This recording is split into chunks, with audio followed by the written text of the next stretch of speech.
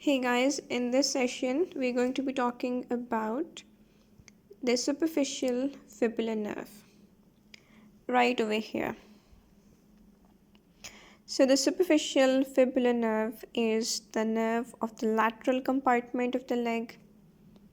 This is the first thing, and the second point is that the superficial fibular nerve is the smaller terminal branch of the, yes, you've gotten it, of the common fibular nerve. That is the second point. The third point is about where it starts. So the common fibular nerve is basically a branch of the sciatic nerve of the posterior compartments of the lower limb. So the common fibular nerve is known to wind around the head of the fibula, which is the fibula being the lateral bone of the leg, and is the common fibular nerve is then known to pierce this muscle known as the peroneus longus muscle, which is a superficial muscle of the lateral compartment of the leg, and underneath, that is deep to the fibers of the peroneus longus, the common fibular nerve divides into its two terminal branches, the superficial and the deep. And what happens to the superficial peroneal nerve? Right, so we'll talk about its course. So in the upper 1/3 of the leg, the superficial peroneal nerve, it descends downwards in the substance of the peroneus longus muscle, the very same muscle its mother nerve basically pierced. What about in the middle 1/3?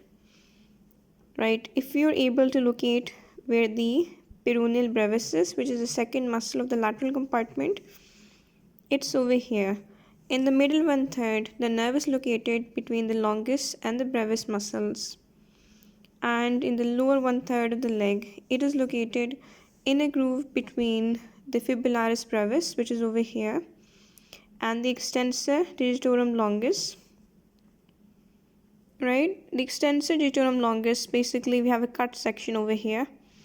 These 2 points are actually, it's kind of like over here, it's connected over here. It has been removed so we can see this over here.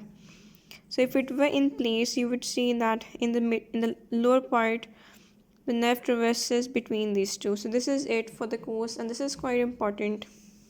But what happens, which is most important, is that at the junction of the upper 2/3 and the lower 1/3, something very interesting happens. The superficial peroneal nerve becomes cutaneous. So what about when it is muscular? When it is muscular, it supplies two muscles that are the muscles of the lateral compartment, the peroneus longus and the peroneus brevis.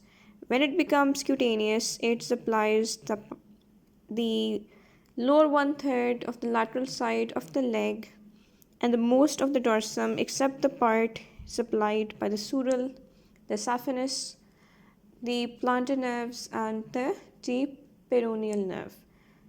Right, I guess that's it. So for the cutaneous part, we're done. With the muscular part, we're done. The articular part would be the ankle and this part over here. So what happens the moment it pierces the deep fascia and becomes cutaneous? It divides into two branches, a lateral and a medial. And the branches are themselves sort of important. The medial branch divides into two dorsal digital branches, and the lateral branch also divides into two lateral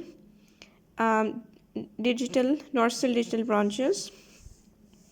So dorsal digital branches of this one, the first dorsal digital branch of the medial branch supplies the medial margin of the big toe, whereas the second one supplies the adjoining sides of the second and the third.